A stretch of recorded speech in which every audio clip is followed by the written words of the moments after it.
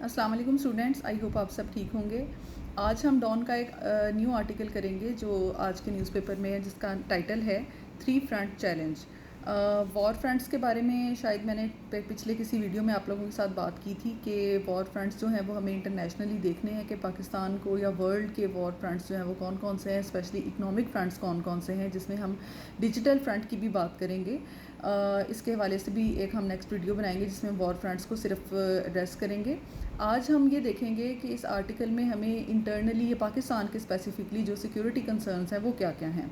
तो आप लोगों ने जो अपने करंट अफेयर्स वाले रजिस्टर में अभी तक मैंने आप लोगों को सिक्योरिटी का कोई आर्टिकल नहीं करवाया, ये पहला आर्टिकल है। अगर आप लोगों ने इससे पहले किया है तो आप लोगों ने सेक्शन बनाया होगा, अगर नहीं बनाया तो आज सिक्योरिटी का एक सेक्शन बना लें।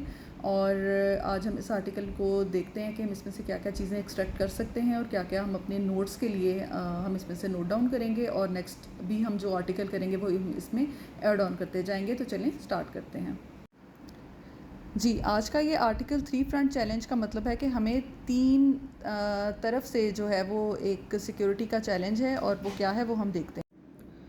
सबसे पहले उन्होंने ये लिखा है कि रूलिंग एलिट्स ने हमेशा हमें कहा है कि हमारे पास एक स्ट्रेटेजिक एसेट है जो हमारी लोकेशन है, यानी कि पाकिस्तान का जोग्राफिया जो है, हम उर्दू में पाक स्टडीज़ में पढ़ते आए हैं कि हमारा जो जोग्राफिया है उर्दू का वो हम एक स्ट्रेटेजिक लोकेशन के ऊपर हैं।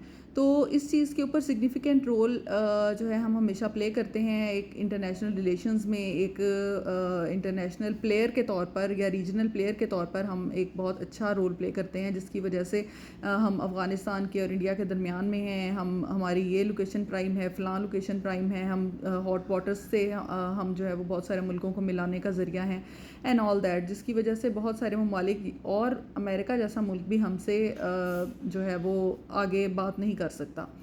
तो इस चीज़ को अगर हम देखते हैं तो लेकिन ये बात यहाँ पर पहले ही पैराग्राफ के अंदर राइटर जो है हमारी मैडम मलिहा लोधी हैं, उन्होंने कहा है कि ये एक हमारे लिए एक लाइबिलिटी भी है।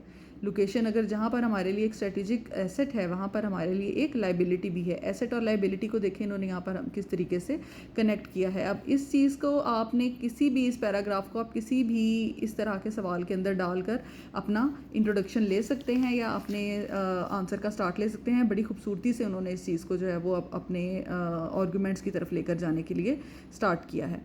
अच्छा, अब यहाँ पर देखें, हम मोटा मोटा सिर्फ देखेंगे जैसे कि हमारे टाइटल में लिखा है कि ये एक थ्री फ्रंट चैलेंज है, और आप इसकी टैगलाइन अगर देखें, the arc of Pakistan security threats keeps expanding, कि वो आर्क जो है ये एक्सपेंड होती चली जा रही है, इस साइड पे भी और इस साइड पे भी।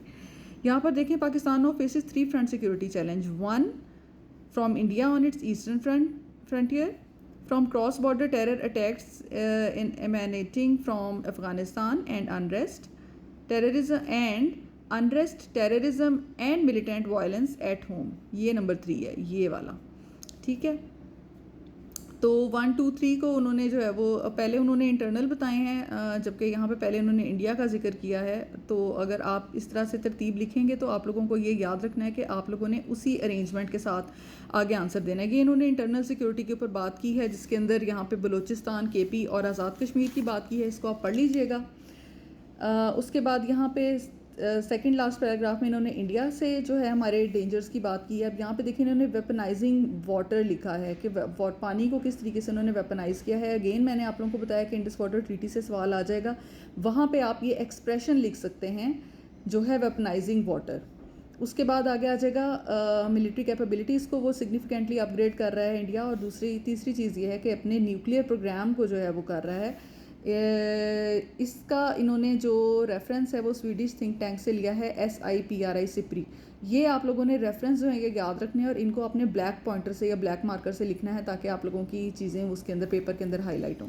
फिर उसके बाद destabilising consequences for strategic stability. Strategic stability एक टर्म है, IR में यूज़ होती है। इसको आप लोग देखिएगा कि ये क्या होती है। जो मैंने बैलेंस ऑफ पावर आप लोगों को पढ़ाया था उसी थ्योरी से ये मिलती जुलती है, और डिस्टेबलाइजेशन इसका ऑपोजिट हो गया, ठीक है। अच्छा, फिर उसके बाद अफ़गानिस्तान की उन्होंने बात कर दी कि हमारे फ्रोज़न या हाल्टेड ट्रेड है और बॉर्डर्स जो हैं वो क्लोज़ हैं। इसके बाद डेडली क्लैशेस वगैरह वगैरह ये सारे ये आप पढ़ लीजिएगा, एयर स्ट्राइक्स वगैरह इसके अंदर हुई हैं। ये बड़ा सिंपल सा लिखा हुआ है। एंड पे वो क्या कहते हैं, from hot borders to insurgencies at home the arc of Pakistan security threads continue to widen. अब अगर आप लोगों ने प्रेसी करनी है, जिस तरह मैंने आप लोगों को बताया कि आप लोग आर्टिकल से ही प्रेसी की प्रैक्टिस करेंगे, तो ये वाली लाइन और ये वाली लाइन, ये इसकी मेन आइडिया जो है वो निकल आता है। मैंने आपको बताया कि शुरू के पैराग्राफ्स में मेन आइडिया होता है और उसके बाद आप लोगों का लास्ट में जो है वो एक कंक्लूजन के तौर पे एक लाइन ऐसी होती है जो कि आपका पूरे ऐसे का या पूरे आर्टिकल का क्रक्स होती है। तो अब आप लोगों ने एग्जाम्पल के तौर पे एक एक लाइन इसमें से लिखेंगे 1 2 3 4 5 और ये आपकी प्रेसी बन जाएगी। ठीक है, तो इसी तरह से आर्टिकल रीडिंग करते रहें, अपनी प्रैक्टिस करते रहें और अच्छा अच्छा लिखें ताकि आप लोगों की राइटिंग की भी प्रैक्टिस हो और प्रेसी की भी प्रैक्टिस हो। Thank you so much.